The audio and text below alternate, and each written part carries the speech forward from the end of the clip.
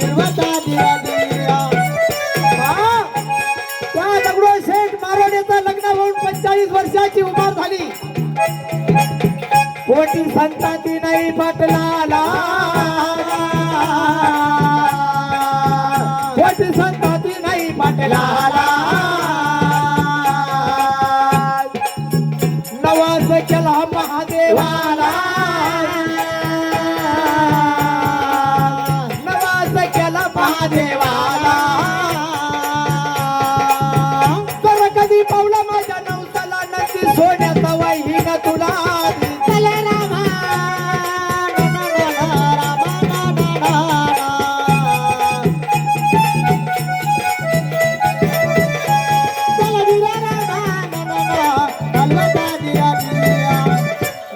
सोन्याचा वाहीन तुला असा मग नवस त्याने केला. बरेच दिवस झाले गोष्टीला रमान राजा.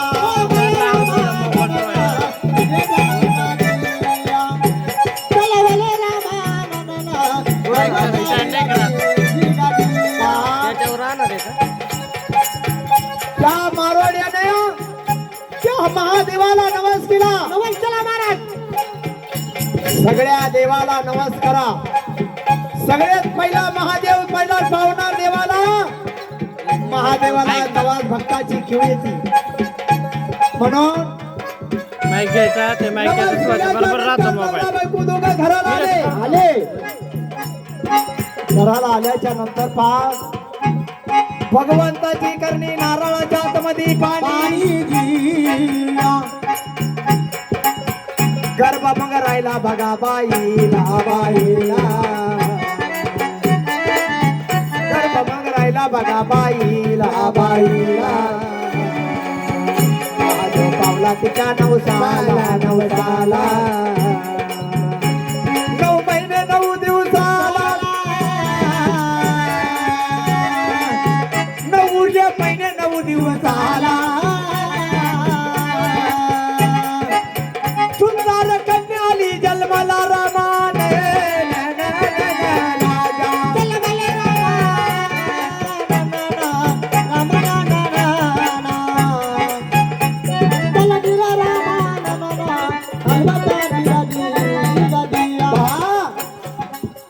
त्या मारोड्याला महादेवाला नमस केला. सुंदर बाळ म्हणजे कन्या जन्माला आली. जन्माला आली महाराज. चंद्राला म्हणती माळू नको, सूर्याला म्हणती उगू नको महाराज. सूर्याला म्हणती उगू नको. अशी तेजेच नक्षत्रासारखं मुलगी जन्माला आली. जन्माला आली. परंतु मोर काय झालं पहा. बाळाची पाची फुलल्या गेली. 12 दिवसाची मुलगी झाली. 12 दिवसाची मुलगी झाली. भट बामणवाड्याशी बोलवले. आनंदाने त्या मुलीचे नाव पातरण केले. नाव ठेवून झाले महाराज. सुनंदा नाव शबे महिनाला. सुनंदार नाव शबे महिनाला. 12 दिवसाची 15 दिवसाची मुलगी झाली महाराज. देवाच्या करणीना तिची जन्म देती माता. बरेच दिवस झाले गोष्टीला. माता तिची गेली बघा स्वर्गाला रामाने राजा. बोला बोला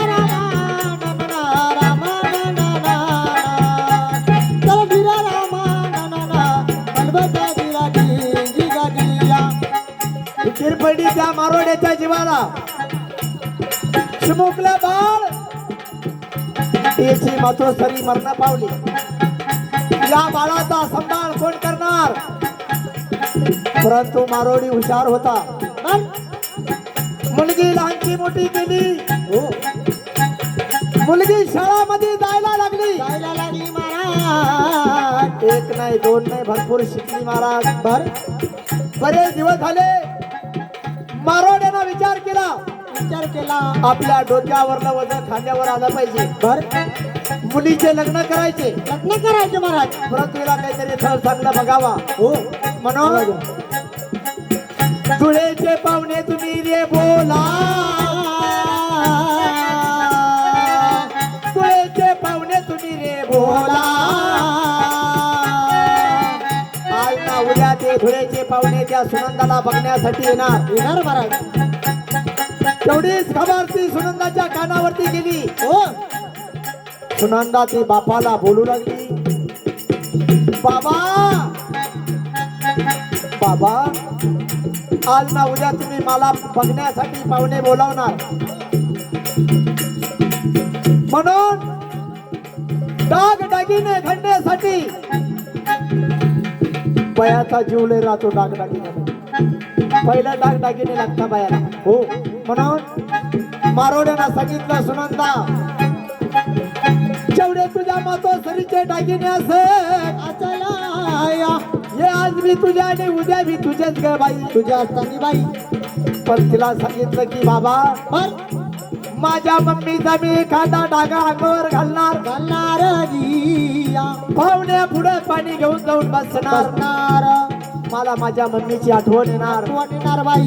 माझ्या डोळ्यामध्ये अश्रू येणार, मला पाहुणे ना पसंत करणार. हो त्याच्याकरता मला नवीन दागिने तयार करायचे. दागिने तयार करायचे महाराज.